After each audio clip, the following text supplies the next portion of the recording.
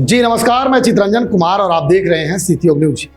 देखिए, बिहार में विधानसभा चुनाव से पहले सभी पार्टी अपने दमखम को दिखाने में लगे हुए हैं, मन मुताबिक सीट मांगने को लगे हुए हैं।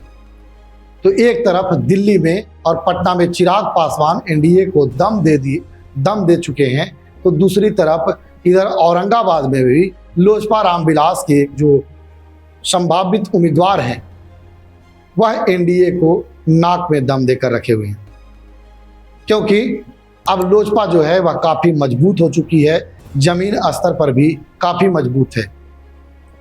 हम जदयू और भाजपा के सीटों पर औरंगाबाद में लोजपा रामविलास की नजर है। इधर बात करें हम सबसे पहले रफीगंज विधानसभा की, तो प्रमोद कुमार सिंह ने 2 बार चुनाव विधानसभा का लड़ा है। भले ही उन्हें हार मिली है, लेकिन उन्होंने निर्णायक भूमिका निभाया है और दोनों बार रनर अप रहे हैं, उप विजेता रहे हैं।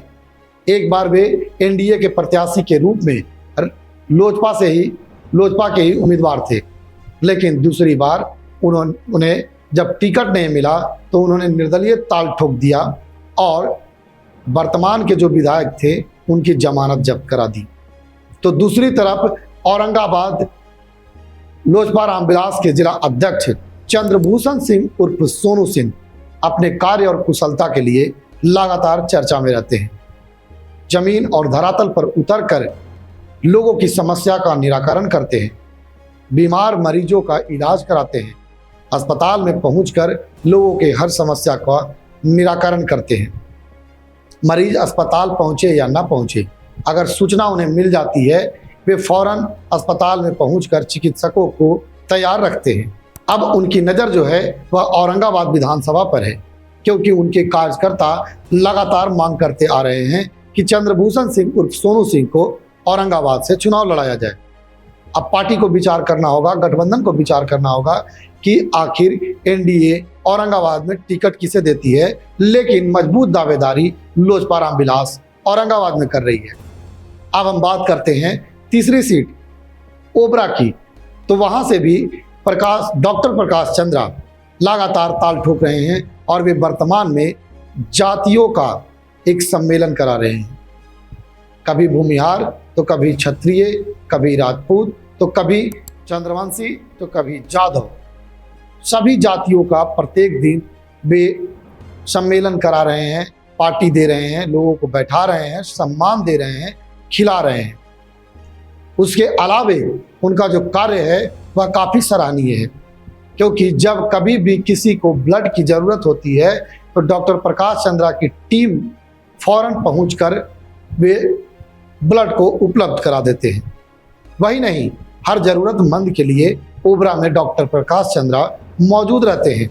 कभी भी किसी भी तरह की दुर्घटना होती है तो सबसे पहले डॉक्टर प्रकाश चंद्रा मौजूद होते हैं और उस दुख में शिरकत करते हैं, आर्थिक मदद भी करते हैं, शारीरिक मदद भी करते हैं और उसके अलावे जो कुछ भी ज़रूरत होती है उससे वो मदद करते हैं।